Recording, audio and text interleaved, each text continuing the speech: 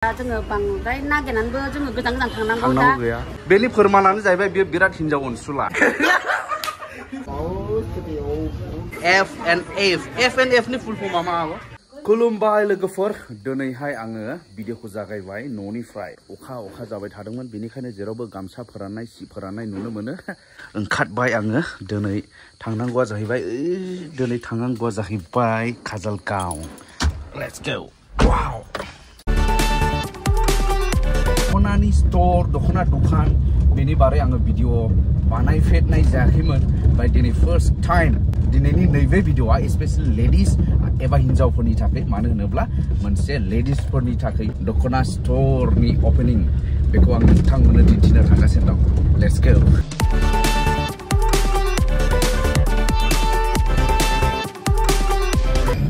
मोनहां जाबाय लोगोफोर आङो दा धालिगाव मोनबाय माहि दखना स्टोरा बबेखिनियाव नोंथांमोना नुसिगोन अब्ला लोगोफोर फाइनाली आङो दा मोनफैबाय नैबे काजलगांव एरियायाव एबा काजलगांव बाजाराव होनजाबाय दा एक्जेक्ट लकेशना जाहैबाय दा स्टोराथ' नैबेनो नै नोंथांमोना नुदों बेयावहाय बेलुन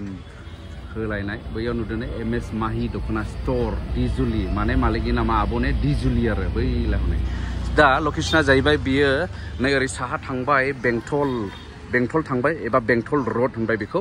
ओमफ्राय ओरैहाय लामानि सोनाबजों जाबाय नैबे दखना स्टोरा बेनिफ्राय खोलाहा थाबाय ओरैहाय ओभारब्रिज काजलगांवनि ओभारब्रिज बैलाय लकेशना बेनो आरो आन्दायोब्लाबो कल खालामनो हाखागोन कन्टेक्ट नाम्बारखौ आं नोंथांमोननो स्क्रिनावनो होनानै होगोन बे सफैनानै दंखासै नै बेबो इनभाइटेड सिखा खंखाइ मालिक आनिफ्राय दा नायदो नैबेनो जाहैबाय नै स्टोरा माने जागायथ'वाखै दा नैबेबायदि साजायनानै रेडि माने ग्रान्ड ओपनिं नालाय ग्रान्ड ओपनिं ओमफ्राय बेवहायनो माखासेफ्रा आलासिफ्रा सफैनानै दङसै आरो फैबावनांगौ दङनो नैबे बिथांमोना नै बेलाय खेबसे लाबोदिनि नै बेलाय आब'आ नैबेनो आब' दिजुलि मुसाहारि अनार बेनिफ्राय मेडाम मोन दङ नै खुलुमबाय ओमफ्राय नैबे जाहैबाय राजु गामसा गाननानै फैदों नै थिगानो जादों नोङो फैनाय स्टाइला ओमफ्राय नैबे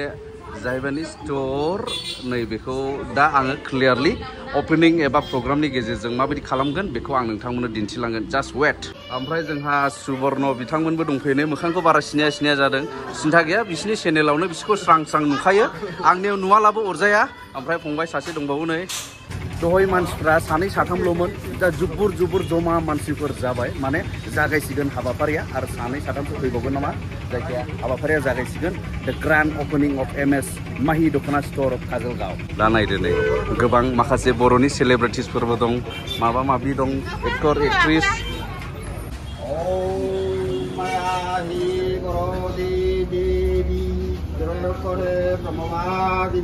गायत्री सन्नसम्मातु ब्रह्मोजनी नमोस्तुते ओम ब्रह्मणि आयस्य गंबाय दोङो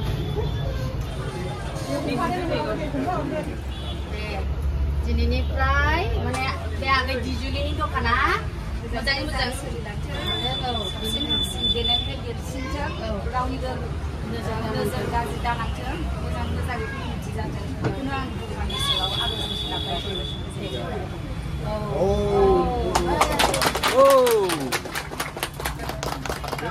अब्ला बेखेव जानाय जाबाय जोंनि नैबे आब'नि MS माहि दखना स्टोर दा नायदो नै सिङाव यस वाव नैबे जाहैबाय गुमै माने आब'नि फिसाय बियो माने मा होननांगोन गार्जेन बादि आरो ओमफ्राय आब'आथ' नैबेनो नै आब'मोना अबेखौ साबसिन मोनदों बेयाव जोङो बेखौनो रायलायदों गासिबो मोजांहाय ओमफ्राय माने बियो आगरा माने फायथा जानाय नङा आरो आच्छा गाव नोजोरसै आरो नोजोरसै औ नंगौ मोजां दानायनिफ्राय नंगौ मोजां ओमफ्राय मा बेफोरबायदि दखना दखाना माबायदि माने हेफाजाब होयो हिनजावफोरनि थाखाय आइजोफोरनि थाखाय बेनो माने बिजनेसावबो हेफाजाब होनबाय प्लास ओमफ्राय जेनेबा जोङो बांद्राय नागिरनानैबो जोङो गोजान गोजान थांनांगौ दा एकदम उइभिंआव थांथारनांगौबा जों फुरा गसाइगावसो थांनांगौ दा जोंना खाथियावनो जाफैबाय बिनावनो दखान इमारजेन्सि नांब्रबगौबा जों शुटिंफ्राव थांनो मानो नांब्रबबा जों काजलगावआवनो खाथि हिसाबै जोंनि थाखाय बिराद सुबिदा आरो होम डिलिभारिबो जायो होम डिलिभारिबो जायो आरो नंगौ सुबिदाखौ नंगौ दा बेबायदि सुबिदाखौ आइजोफोरनि थाखाय लाबोदों नैबे एमएस माहि दखना स्टोर आरो माखासे समफ्राव नोंथांमोना डिसकाउन्टबो मोनगोननो माने बेफोरबायदि दखानखौ जों रेसपेक्टबो होनांगौ खारन बेयो बिराद कालचारजों लोब्बा लानाय माने कालचारनि माखासे गाननाय जोमनायखौ जों बेफोरबायदियावसो मोननो हायो दा जाय बिथांमोना कालचारनि गानग्रा जोमग्राजोंहाय बिजनेस खालामो we have to respect them बिजनेसजों लोगोसे बिथांमोना कालचारखौ लाखिनो थाखाय हेफाजाब होनाय जायो जोङो मेडामा बेखौ दिन्थिदो मा ब्रेन्डनि बिबार जों आब' फुजिनि नै औ बे माबाया गोदान नामा मडेलानो बियो माबाया नायदो माबायदि मोनो बेफोरबायदि दखना दखानफोरा आइजोफोरनि थाखाय माबायदि हेफाजाब होयो नोंसिनि शुटिंफ्राव माफ्रावथ' बिराद दखना दखानफ्रानो दा खमायनायनिफ्राय खमायदोंमोन खिन्थु नै दा एसे नैबे दानि समाव बारायफिनदों ओमफ्राय जोबोद गोजोननाय मोनदों आरो नांगौखिनि डिजाइनफोरखौहाय जोंनो शुटिंआवथ' बिराद आलादा डिजाइन नांगौ ना बेवहाय बासिनाय गैया आरो मथा-मथि दा खाथियावनो जोंना मोजां दखना स्ट'र ओंखारबाय काजलगावआवनो दा मोजां मोनलायबाय दा बेवहायबो जोङो नांगौबा अर्डार खालामनानै जोंना बाजैया हम डिलिभारि खालामखायो आरामसे जों कन्टेक्ट खालामनानै जोंनि थाखाय नांगौब्ला दिहुननोबो हाबाय आरो हायो अब्ला मोजां डिजाइनफोरनि दङ जोंनि थाखाय एकदम पारफेक्ट माने सावथुननि शुटिंफोरावबो माने मोनसे हेफाजाबा फैयो माने बर' सावथुनावथ' नोङो दख'ना नांखागौखा एकदम बेखौ माने फार्स्ट खोथाया बेनोखा हिनजावफोरनि थाखाय एंड द फर्स्ट कास्टमार माहि दखना स्टोरनिफ्राय फर्स्ट कास्टमार जोंनो देरहासार इस्लारि जाबाय नै दिनै हिनजावनि थाखायहाय लांनो नागिरदों दखना माने सोरनोबा बिहामजो जायो सोरनोबा मा जायो बिबाजै जागोन दा बिनि थाखाय लांनोसै आरो बेनि फोरमानानो जाहैबाय बेयो बिराद हिनजाव अनसुला गेजेरावनो हौवानि थाखाय दख'ना लांजायो ना लांजाया हौवानि हिनजावनि थाखाय लांदो हौवानि थाखाय दख'ना लांदो मिलायोब्ला लांनोसै आरो कमेडिका बादशाबो दङ ना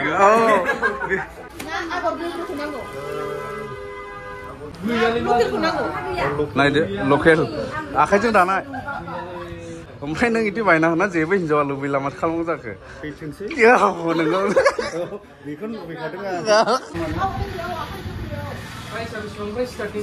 बेनिफ्राय नोंथांमोनाथ' मिथिनो लुबैबाय अबे प्रडाक्ट बेयाव मोनगोन मा मोनगोन बेखौथ' डिटेल्स मिथिनांगोन नालाय ओंखायनो नैबे आब'निफ्राय जों मिथिना लानायसै अनारनिफ्रायनो दे जागायदे आंनाव गासिबो मोनजोबगोन माबा बिबार दङ ओमफ्राय सिजौ दङ लफाय दङ ओमफ्राय माबा दङ आरो मा होनोमोनलाय एफएनएफ दङ मान्दार दङ ओमफ्राय रयेलबो दङ गासिबो मोनजोबगोन आरो मथा-मथि बर'नि जेसेबां प्रडाक्ट मोनजोबगोन आरो बेजों लोगोसे सेन्देल दङ ओमफ्राय बेगबो दङ हौवाफोरनिया जाहैबाय गामसा आर'नाइ गामसा मोनगोन कट मोनगोन मोनजोबगोन आरो बेनिफ्राय दामनि बेलायाव माबायदि बियो आब'आ मा मोनसे हलसेल रेटआव सोलिगोन ना रिटेल प्राइस ना माबायदि बेयाव बेखौबो आं बुंनोसो बावदों माने हलसेलावबो मोननो हागौ जुदि नोङो लफायफोरखौ कास्टमारानो जुदि 10 खानसो लायोबा बेयाव डिसकाउन्टआ हलसेल रेटैनो जागोन आरो हलसेल रेटआव बानायनाय जागोन ओमफ्राय गांबाबाबो एसे हलसेल रेटआव एसे आप जागोन आरो ओमफ्राय माबा हलसेल रेट आसा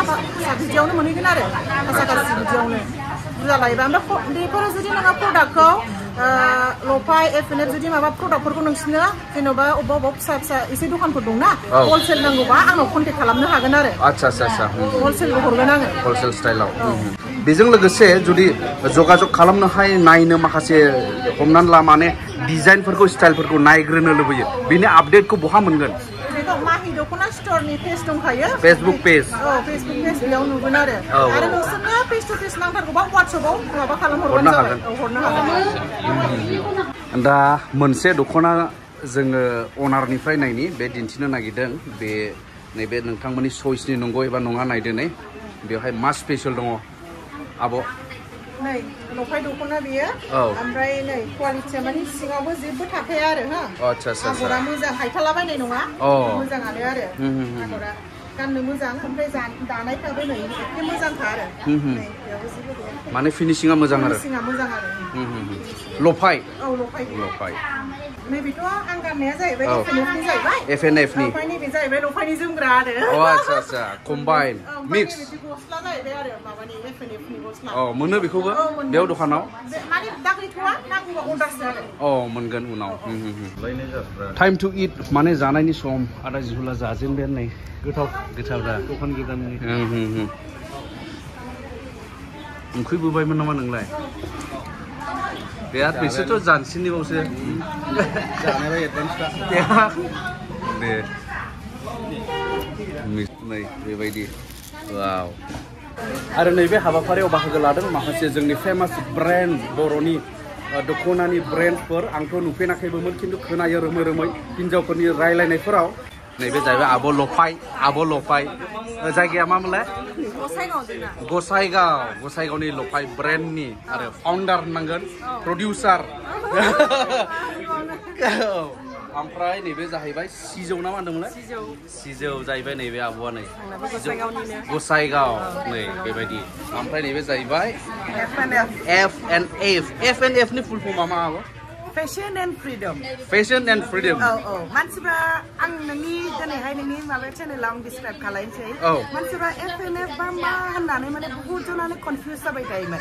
आंनि बे मेन FNF लिरनायनि कारना जाहैबाय फेशन एन्ड फ्रिडम फेशन जाहैबाय जितु जों फेशन खालामो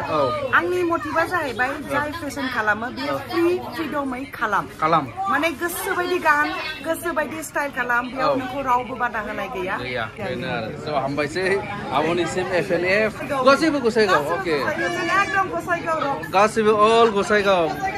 फ्राय माने गसाइगावनिफ्रायनो फैजोबो आरो ने माबाफ्रानो मोजां ब्रेन्डफोर येस आरो गसाइगावनि बिसोरनिफ्रायनो